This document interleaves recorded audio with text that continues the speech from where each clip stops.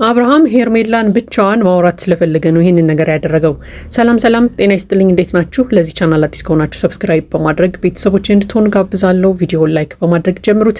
እንዲሁም ቪዲዮውን አይታችሁ ሲጨርሱ የእናንተን ሀሳብ አስተያየት ኮሜንት ላይ ያስቀምጡልኝ። እንግዲህ ዛሬም እንደተለመደው በአዲስ ቪዲዮ ተገናኝተናል። ከትላንትና ወዲያና ትላንትና የተለቀቁ ሁለት ቪዲዮዎች አሉ። እንግዲህ ሁለቱ ቪዲዮዎች እስከዛሬ ከጠበቅናቸው ነገሮች ለየት ያሉ ናቸው፣ ወይ ደግሞ ሁላችንም ቢሆኑ ያለን የምናስባቸው ነገሮች ነበሩ ማለት ነው። ለማንኛውም ግን ሄርሜላ አብርሃምን ከዚህ በኋላ አልፈልገውም፣ ከዚህ በኋላ እኔና እሱ ምንም አይነት ግንኙነት እንዲኖረን አልፈልግም፣ ምክንያቱም እኔ ብቻ ነኝ ለፍቅራችን መስዋዕትነት እየከፈልኩ ያለሁት፣ ስለዚህ አንቺና አብርሃም አብራችሁ ኑሩ፣ አብራችሁ መመለስ ትችላላችሁ እያለች ለሩታ ስትነግራት ሰምተን ነበር።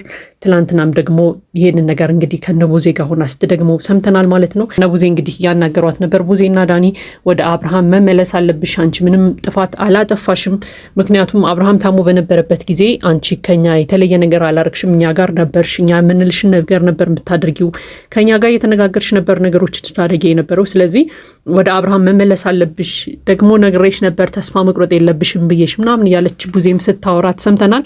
ያው ቡዜ በዚህ ጊዜ አብርሃምና ሄርሜላ አንድ ላይ እንዲሆኑ ትፈልጋለች። ይሄ ነው የእሷ ሀሳብ ይመስለኛል። ስለዚህ በዛ ምክንያት እንግዲህ ለምን ተስፋ ትቆርጫለሽ፣ አብርሃምንም ጠርተነዋል፣ አብረን እናነጋግረዋለን ምናምን ስትላት ሰምተናል ማለት ነው። ለማንኛውም ያው ሄርሜላ የራሷን ውሳኔ ወስናለች። ከዚህ በኋላ ወደ አብርሃም ህይወት አልገባም፣ እሱም ጋር ምንም አይነት ግንኙነት እንዲኖረኝ አልፈልግም እያለች ነበር ባለፈው። ትላንትና እንግዲህ እነ ቡዜ ሀሳቧን ለማስቀየር ሲሞክሩ አይተናል። ሄርሜላ እስከ ዛሬ ድረስ በሀሳቧ እንደጸናች ነች። አብርሃም ጋር ከዚህ በኋላ ምንም አይነት ግንኙነት አልፈልግም እያለች ሰምተናታል ማለት ነው። ለማንኛውም ግን አብርሃም እንግዲህ ተመልሶ ከመጣ በኋላም ሄርሜላ በዚህ ልክ ትቀየራለች ብዬ አላስብም ነበረ፣ ግን ፍላጎቷ ከሆነ መብቷ ነው ሲል ሰምተናል። እና አብርሃምስ እሱ ስሜት የለውም ወይ ለሄርሜላ? ሄርሜላንስ አይወዳትም ወይ? እንዴት ሄርሜላ በቃ እንለያይ ስላለችው ብቻ እሺ ይላል? እውነት እንነጋገር ከተባለ ሄርሜላ እኮ እንለያይ ያለችው ምናልባትም በቃ እንለያይ ስለው ምናልባት ደንግጦ አብርሃም ወደ እኔ ሊመጣ ይችላል የሚል ሀሳብ ውስጥ ገብታ ነው። በቃ እንደ ሴት የሆነ አብርሃም እንዲያግደረድራት እንፈልጋለች፣ አብርሃም እንዲለምናት እንፈልጋለች። ለምን ትሄጃለሽ፣ ለምን ትለይኛለሽ ብሎ እንዲለምናት አስባ ነበር ሄርሜላ። ነገር ግን አብርሃም ደግሞ ያንን ነገር ሲያደርግ አላየነውም። በቃ እንለያይ ስትለው እሺ ነው ያለው። በቃ ያንቺ ሀሳብ ያንቺ ፍላጎት ይሄ ከሆነ መብትሽ ነው፣ ልጫንሽ አልፈልግም ምናምን ብሎ ቀለል አድርጎ ማለፉ በጣም አነጋጋሪ ነገር ነው። ምክንያቱም ሄርሜላም ይሄንን ነገር ጠብቃ አይደለም አብርሃምን እንደዛ ያለችው። ምናልባት እንለያይ በቃ ካንተ ጋር መሆን አልፈልግም ከዚህ በኋላ ምናምን ስለው ወደ እኔ ይመለሳል ብላ አስባ ያደረገችው ነገር ነው። ነገር ግን እንዳሰበችው ደግሞ አልሆነም። አብርሃም በቃ ሀሳብሽን አከብራለሁ፣ ካልፈለግሽ ችግር የለውም፣ እኔ ችግር የለብኝም ምናምን ሲል ሰምተነዋል ማለት ነው። ነገር ግን ሄርሜላ ብትለየው አብርሃም አይጎዳም ወይ? ይሄ ሌላ ጥያቄ ነው። ያ እንግዲህ እኔ ብጎዳም እችለዋለሁ ምናምን የሚሉ ነገሮችን ሲናገር ሰምተነዋል። ነገር ግን ሄርሜላ ይህንን ሀሳብ ያነሳችበት መሰረት አብርሃም ጋር የምር መለያየት ፈልጋ ሳይሆን አብርሃም ደንገጥ ብሎ ወደ እሷ እንዲመለስ ስለፈለገች ነው የመሰለኝ ማለት ነው እንደግል። ስለዚህ የአብርሃም ውሳኔ ደግሞ ተቃራኒ ሆኗል ማለት ነው። እንግዲህ ትላንትናም ሄርሜላ ያንኑ ሀሳብ ስትደግም ሰምተናታል። በቃ ከዚህ በኋላ አብርሃም ጋር አልሆንም ምናምን እያለች እንግዲህ ለነቡዜ ስትነግራቸው ነበረ። ያው በሄርሜላም እውነት ለመናገር ሄርሜላ ምንም ነገር አጥፍታለች ብዬ አላስብም በአሁኑ ጊዜ ማለት ነው። ምክንያቱም አብርሃም ራሱ ነው በቃ ከታመመበት ከነቃ በኋላ ስለ ሄርሜላ ሲያወራ ሰምተነው ማናቅም። ሄርሜላንም አንድ ላይ ከሩታ ጋር ነው በቃ ሁሉንም አልፈልግም ምናምን ሲል ነበረው። ስለዚህ በሄርሜላም አይፈረድም። ምክንያቱም እሷ ጠብቃ የነበረው ነገር በቃ ታሞ ሲመለስ አብርሃም ወደ እኔ ይመጣል ብላ ስትጠብቅ ማንንም አልፈልግም ብሎ ነገሮችን ዝግታ አደረጋቸው። በአብርሃምም ደግሞ መፍረድ አይቻልም። ምክንያቱም ታሞ ነው የተመለሰው፣ ከማይሆን ነገር ውስጥ ነው የተመለሰው። ስለዚህ የተወሰነ ጊዜ ለራሱም ጊዜ ሊሰጡት ይገባል ብዬ አስባለሁ። ምክንያቱም ሁሉም ነገር ፍጥንጥን ብሎ በቃ ወደ ግንኙነቱ ወደ ሪሌሽኑ እንዲመለስ ምናምን ሁሉም ሰው የሚያጣድፈው እንደዛ ነው። ግማሹ ወደ ሩታ እንዲመለስ ይለዋል፣ ግማሹ ወደ ሄርሜላ ተመለስ ይለዋል ምናምን እና ትንሽ ጊዜ አብርሃም ሳያስፈልገውም ወይ? እውነት እንነጋገር ከተባለ በአብርሃም ቦታ ብንሆንም መፍረድ ያስቸግራል። እሱ ራሱ ሲናገር እንደነበረው እኔ ሄርሜላንም አልፈልግም ማንንም አልፈልግም ምናምን አላልኩም፣ ቃል አልወጣኝም እንደዛ የሚል ነገር ግን በቃ ጊዜ እፈልጋለሁ ነው ያልኩት። ስለዚህ ያንን ያክል ጊዜ ደግሞ መታገስ አለባቸው እያለ ሲናገር ነበርና ለምንድነው ጊዜ ሊሰጡት ያልፈለጉት? አብርሃምን ለምን አይታገሱትም? የተወሰነ ጊዜ ከራሱ ጋር እንዲሆን ከራሱ ጋር እንዲነጋገር ለምን ጊዜ አይሰጡትም? ይሄ ደግሞ የኔ ሀሳብ ነው። ምክንያቱም አብርሃምም ጊዜ ያስፈልገዋል ብዬ ስለማስብ ማለት ነው። ለማንኛውም ግን አብርሃም ሲናገር ከነበራቸው አንዳንድ ንግግሮች ተነስተን እንግዲህ ምን ሲል ሰምተነዋል?